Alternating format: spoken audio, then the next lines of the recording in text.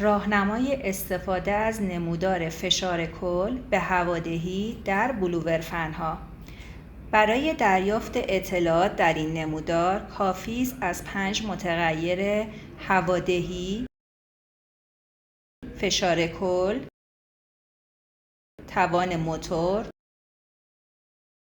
دور موتور و فشار استاتیک 2 مورد را داشته باشیم و از محل تلاقی این 2 متغیر مابقی موارد را به دست آوریم.